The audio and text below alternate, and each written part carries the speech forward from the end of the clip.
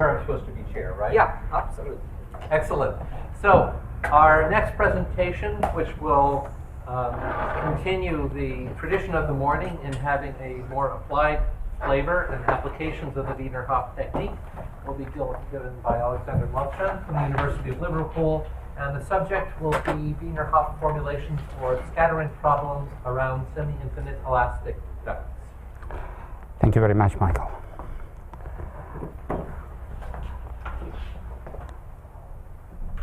So that's the topic, and it's a discrete structure, and then I'm going to show how the Wiener-Hopf formulation can be useful for this problem. It's a talk based on the joint work with Ian Jones, Natasha Movchan, and Stuart Haslinger, and I would like to thank the organizers and in particular Professor Gennady Mishuris for encouraging me to give the talk and this really nice program, and also I would like to acknowledge the support from the EPSRC program grant, and of course from the Isaac Newton Institute for Mathematical Sciences, and the environment here is really superb and absolutely fantastic. So first, these are some sketches with the geometries which are really familiar, and you have a semi-infinite row of obstacles, a half plane of obstacles, or two semi-infinite gratings, and of course for scattering problems linked to the Helmholtz operator, problems for geometries like this were analyzed, and this work goes back decades to the work of Foldy, Hills, and Karp. And what I'm going to do is I'm going to look at the problem of order 4. So it's flexural plate. And of course, sometimes people say, well, waves in flexural plates, they're kind of similar to the waves in membranes. Well, yes and no.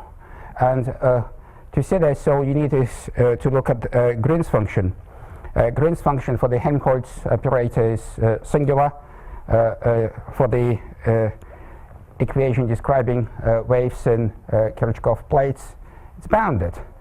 And if you have a small obstacle, then for the Helmholtz operator you can say that the scattering produced by small obstacle is small.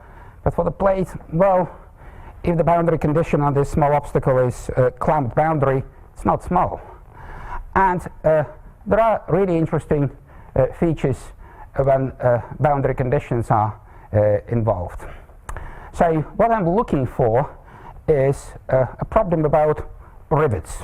So imagine you fly on the airplane, have a look at the wing of the airplane, you will see rows of rivets. And also you will see that this wing will vibrate, especially if you fly Boeing Dreamliner. Look at the wing on takeoff and landing when you go through clouds and see how it vibrates. By the way, it doesn't have rivets. The wing is composite. But on old designs, you see rivets. So when it vibrates, can the wave enter the row of rivets? And of course, you don't want this to happen, and it's designed in such a way that it doesn't happen. But in this analysis, I would like to see when it can happen. Also, imagine you have a half plane, and you have nailed down this half plane to the rigid foundation, and you are sending a wave. Can this wave propagate all the way through without reflection? Well, the answer is probably no. Well, it can, and you need to find appropriate regimes, the frequency, the angle of incidence, and you can say it. So these are the problems I'm interested in. But of course, there is a background literature, and as I said before, it goes back decades. And of course, the work by Foldy, carp, felt, hills and carp. And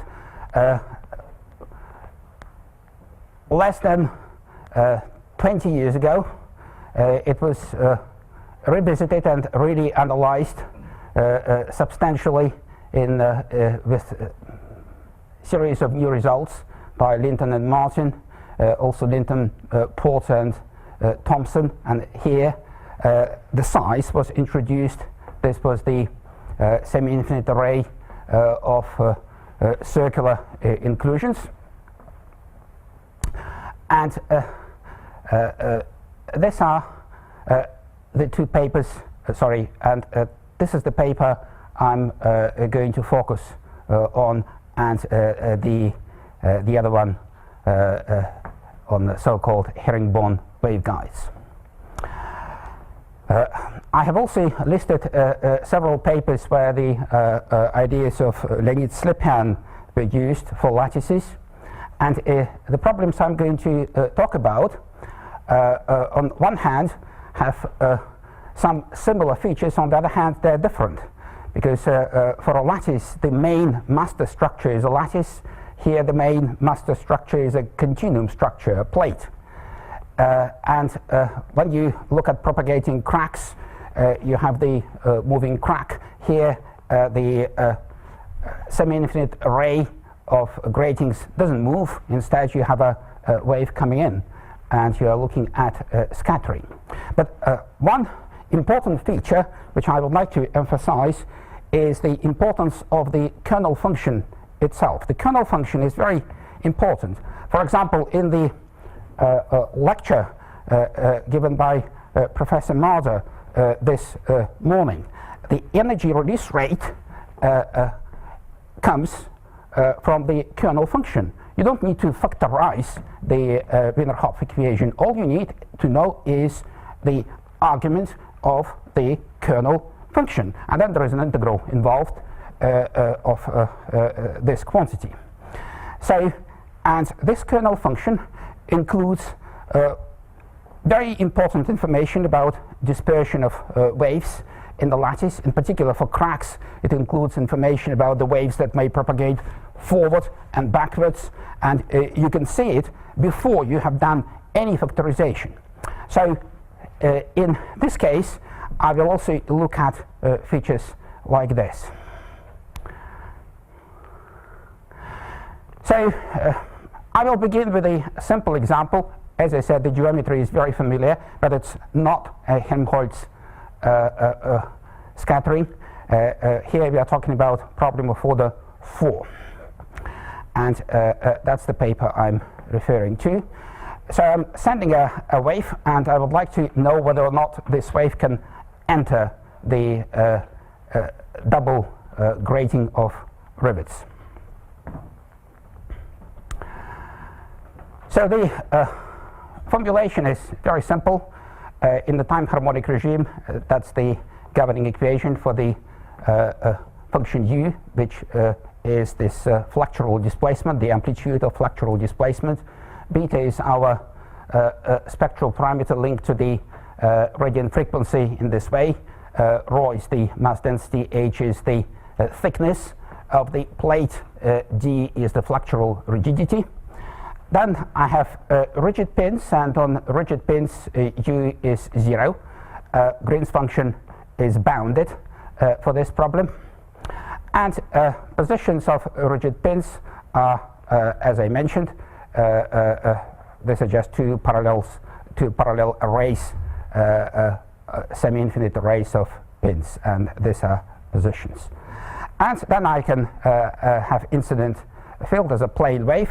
I can send it at any angle, but here for simplicity I send it along the x-axis, but later on I will look at other cases. And then I have my total flexural displacement as the sum of the incident and scattered field. So the scattered field is written in this form. It's a symmetric formulation, so I have forces of equal magnitude here and there on the upper and lower grating for the same x, and G is my Green's function written here. And here we have the Hankel function and modified Bessel function K naught. And of course, each of them is log singular, but altogether they give you the function which is bounded at the origin, which is bounded when x equals x primed and y equals y primed. Also, it's convenient to use the notation for the two-source Green's function, and here it's G E. E stands for even, so it's symmetric. Now, the quantities um are unknown intensities, so you can think of this as forces exerted at this pins. And if you know them, then you know the answer. So really what I need is to find um. Okay. So then again I repeat that at rigid pins u is 0, and for negative n I call the value of u bn. And then I can apply a Z transform. This was discussed in previous lectures, so I'm not going to go through this standard procedure, and derive the Wiener-Hopf functional equation in this form, where the b minus u plus the forcing term f and the kernel function k are defined here. Now, please have a look at the kernel function. So GE is my two-source Green's function, and then I have this z to the j. If z is on the unit circle, so I have quasi-periodic Green's function for the infinite double grating. And of course, it's very important, because the solution related to infinite periodic structure contributes to the solution of this problem for the semi-infinite duct. Now, what kind of observation can we make in this case? First, you're not going to have exponentially localized wave. This double grating is not going to suck the incoming plane wave and leave you with nothing outside. No. So in a physical problem, you will see leakage to infinity. So if you would like to look at the roots of this kernel function, they're complex, but some of them are fairly close to the real axis, and if k is small, then to balance the remaining terms u plus must be large. So these are the regimes that we are looking for. On the other hand, well, we can say in 1945 Foldy did excellent work. We can just use it and set the linear algebraic system for the coefficients u0, u1, u2, etc. And f is our forcing term, ui is the incident field. Of course, we have to truncate it and solve it and see what we get. And in this case, yeah, you can solve it, and you can call this matrix A Green's matrix, well, because its entries are built of Green's function evaluated at different positions, and this matrix characterizes the interaction within this double grating. But of course, by looking at this algebraic system, you don't have information about infinite periodic structure.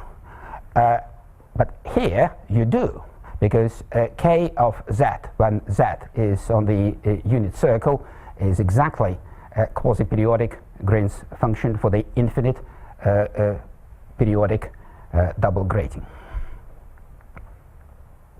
So then I would like to play with these things and see if I can make good use of it. First, if I compute the determinant of the matrix A, or actually it's normalized, I multiplied it by 8 beta squared. I had 1 upon, I upon 8 beta squared coefficient before. And then this is the contour line plot.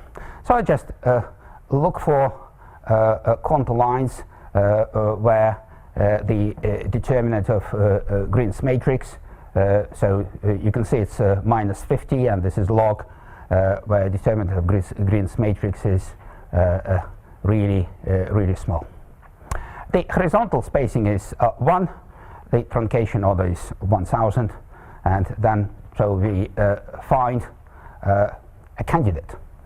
And here we go. We find beta and B, where we can see entry into the grating. Okay, looks all right. Then I can choose another set of parameters. So it's the same as before, but now it's 2 pi. And by looking at this picture, I can see, well, that's okay. It actually entered the grating, but when I look at this modulating function, it has a different period. And then I increased beta, but the period has increased. It doesn't sound right. And at least intuitively, you increase the frequency, and you would expect to see some kind of, more rapid oscillations. Well, yes and no, because you have carrier frequency, and of course it's higher, but then you have the modulating function. So how would you find the modulating function? Well, it's a fairly straightforward problem. That's a picture for you. So can you find the answer? And I don't want anything complicated. I would like a simple answer. Well, let's have a look at it. Now I go back to my kernel function, which is a canonical object. By the way, Michael mentioned about the slow convergence, and it's absolutely genuine, because when you look at this quasi-periodic Green's function, you have to evaluate so-called lattice sums, and the lattice sum related to Y0 is really notorious. It's very slowly convergent, and of course in the literature there is plenty of work related to methods of evaluation for this lattice sum, accelerated convergence or truncation and asymptotic estimates of the remainder. But if we just do it straight away without any tricks, then convergence is very slow. Of course, here we use the algorithm, and it's similar to the one used by Hills. So this is accurate evaluation for the modulus of this kernel function. Then I can see that I look at two roots, and for the values which I already looked at, and this is the case when beta is pi, and case approximately 215, 4.11, and the other one is 0.36, 592. And indeed, it's fully consistent with expectation. Here the carrier frequency is going to be higher, but the period of the modulating function in the second case is going to be larger, and that's precisely what we have observed. But let's carry on. So suppose I would like to use my solution of the algebraic system. So I have it, I've plotted it, and then I just use fast Fourier transform, or you use the power spectral density function in MATLAB, and it gives you this with 2 spikes. I look at the spikes, it's 2.18, 4.10. Go back, 2.15, 4.11. So my kernel function gives me the answer. So I don't actually need to solve algebraic system. It tells me about the waves, about how they are structured, how they are modulated inside the duct. So it all sits inside my kernel function. Okay, very well. Now another case.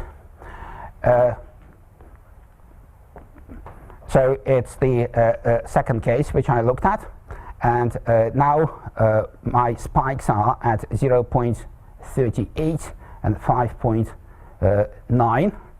Go back, 0.36, 5.92. Pretty much bang on. So, and that's the well, recipe. You can use your kernel function to say about the structure of fields that enter the duct.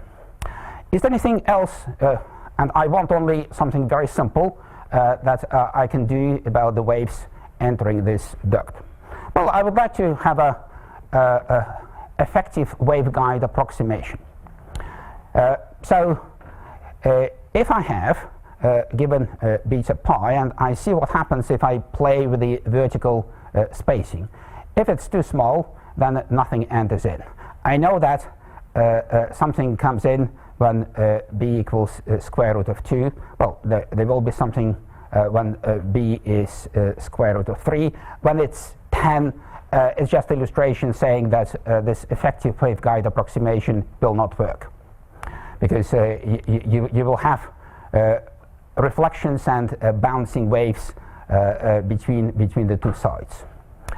Okay, so these are 2 cases I would like to look at, and in this case, actually very simple waveguide approximation is this model. So you have a infinite strip with a simply supported boundary, and you just look at the wave propagating along this strip. Of course, it's dispersive. That's the exact solution. That's the dispersion equation. And for these 2 cases, when b is square root of 2 or square root of 3, these are my dispersion curves. And of course, these are the periods. And pretty much it gives me the quantity which I obtained as a result of numerical simulation. So this simple model gives me the answer. So that's the first part with very simple example. Now, suppose I would like to make it trickier, and instead of having a symmetric structure, I take one grating and I shift it along the x-axis, and I would like to choose my direction of incidence so that it's not along the x-axis. I choose any angle I want, and in this case the problem becomes a vector problem, and that's what I have. But what I'm going to do is I'm going to play with a dipole approximation. And I can say, if these 2 pins are sufficiently close, can I put a big blob and set 2 conditions here? One of them is that my flexural displacement is 0, and another one is du by ds is 0, where s characterizes the orientation of the dipole. And then this would be my system of equations. Now, in this case, Bn primed, Fn primed are defined here. This is what I call the herringbone pattern. Okay. So now I have a structured duct, but the walls of this duct have this new interesting structure because I have additional vector S characterizing the orientation of the dipole. And this is my matrix Wiener-Hopf problem.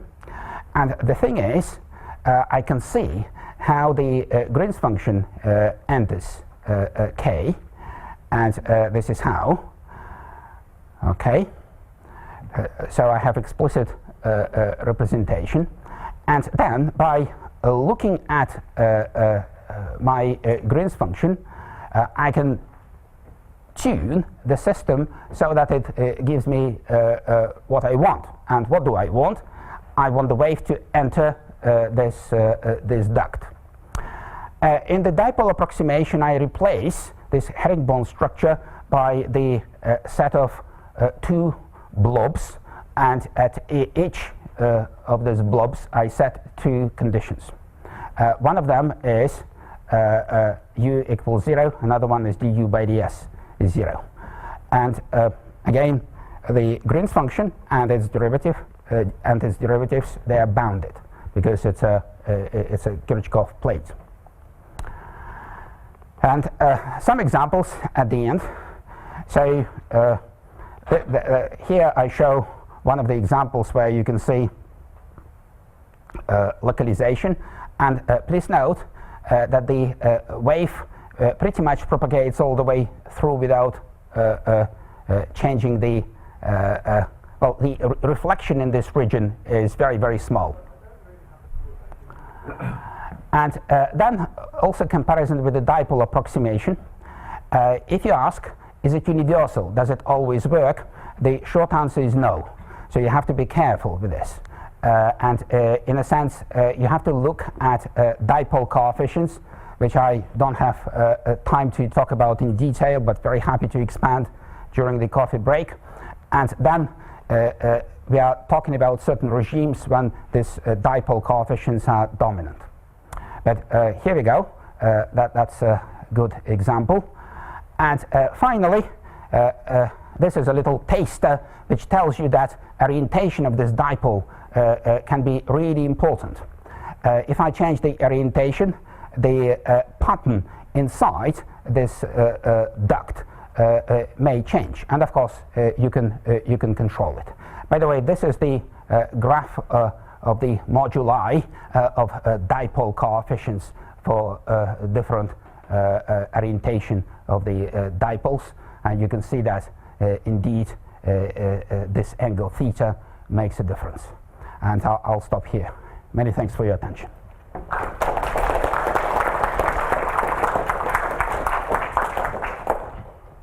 We do have a minute or two for questions. I want to, I'm curious about how do you connect the Green function in your Wiener-Hopf formula as you show in the point maybe third.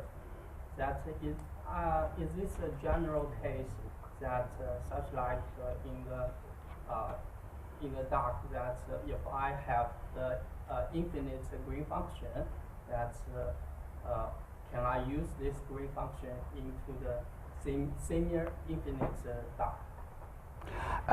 That's a very good question. So if you go back, the short answer is the semi-infinite duct problem is different from the infinite double grating. But this equation tells you that quasi-periodic Green's function, and when z is on the unit circle, that's exactly your phase shifting coefficient as you move from one cell to another. This quasi-periodic Green's function for the infinite grating enters as the kernel function in this equation. So it's a formal derivation. So in this sense, you can say surely as you go far away from the nth region, all the way to well, plus infinity, intuitively it should behave like you would see in the periodic infinite double grating. But it's not intuitive. It's a formal derivation.